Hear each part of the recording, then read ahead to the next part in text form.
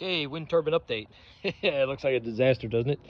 So I went out and purchased a TIG welder for aluminum and just taught myself how to TIG weld and practiced and did a bunch of things, but had to put these arms. These are actually the ones I put on earlier with the aluminum braze, but this is what I did. As you can see, this is not attached right here, but I aluminum TIG welded all the seam and I put on a end cap on here. So aerodynamically, these arms are now rounded in the front. So I did that on all these, and you're wondering why I stopped here. It's because the blades actually come out to this point, and that's underneath the blades. This won't go anywhere. It's still there. It's going to be winging around. This part I had to make sure it's all welded and perfectly on there. So that's all done.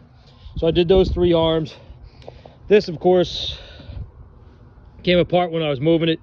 This is the top plate. I'm going to sand all that down, and basically after I get these back in there, monkey fucking a football, as you guys know. It's horrible trying to get those things set up, but I have alignment holes for both of them, so I can go back to the original alignment holes, and that's still, they'll be lined up with those. So somewhere around something like that. But anyway, that's that. So if you're wondering what I got, let me get this open. So went online, searched around down the rabbit hole with YouTube, and came across this welder from Vivor. Works really good. Learning a lot from the guy from Pacific Arc Welding online about not only the setup, but how clean the rods have to be and everything else. The material I can get clean without a doubt. That's not a problem.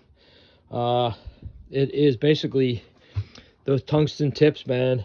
You have to get them spotlessly clean, like he says. If not, just go to another one. Like I practice welded this for this. I got it going. Got the filler rod hitting it. It wasn't going the greatest. Had to step up the amperage a few times, and then finally wire that. That thing's good up to about 150 amps in that range for short welds, and then it will trip the 110 volt breaker. I did it from 20, did it to a 30 amp circuit, tripped them both. And then finally I welded it, just spotted it up to this one. I have a 220 wires free there, so now it's wired to 220. The machine actually picks up what you've plugged it into, so you don't really need an adapter. You just need the outlet for the 220. So plug that in. It immediately says first thing on there, the reading 220, and then it goes into the steps and all that stuff. So that's fine. All the equipment works good. It's just practice. As you can see, I did a little trying to spot weld, just get those things going. Start off horrible, then figured it out a little bit with the arc, cleaning the rod, making a new one. And I went into this. This isn't that horrible looking. I had gone back over it, but there's a lot of, I guess, porosity, whatever they call it, on the surface. But I welded that around, got some beads running somewhere, and then I went back over and melted the face of it, and just it flattened it out. But horrible at the end. I don't know why I was having such a hard problem at the end, but most likely the rod, without a doubt. Got penetration because you can see it actually coming through the center walls. I had beveled the bottom of that. So that's the actual top plate. Next is going to be welding that in there like so, because that's going on there. And then I'll flip it back over, and that's where the arms are going to go. That I'm looking forward to. Those are straight flat welds on the sides, which I think I can handle pretty good. This one is going to be the bummer again. I'm going to have to go back in there, do some filling welds, because the cup actually sits inside this. I mean, the outside will be welded, but the inside's not sitting on anything. So what I'm going to do is try to do some filler welds on top of this. Just fill this stuff in a little bit, because I have some space to fill before the actual bolt head's in there. But otherwise, that thing is right on the cusp of where that thing was cut. So I'm going to do a little fills before I do that. I'll tack it in place maybe afterwards and then do it. But I usually tack it in about three or four places and then go for the weld. So it'll be something like that by the end. It's like I said, it's real close to that edge of that cut.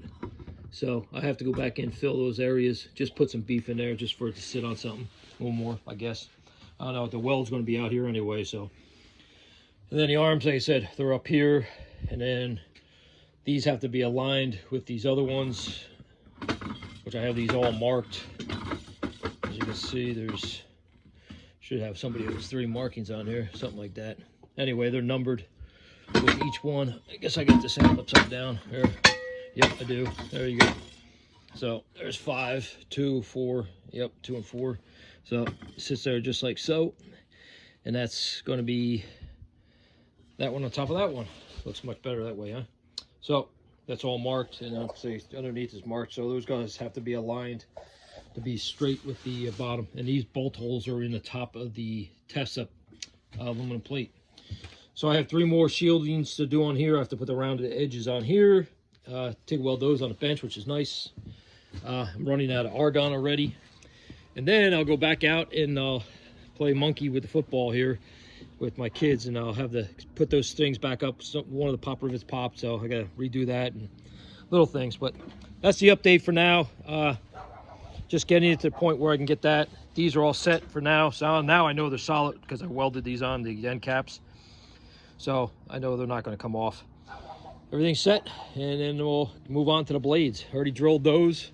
I have to just go back and sand those suckers down a little bit because I put another coating of epoxy on top of the divots there just to smooth them out.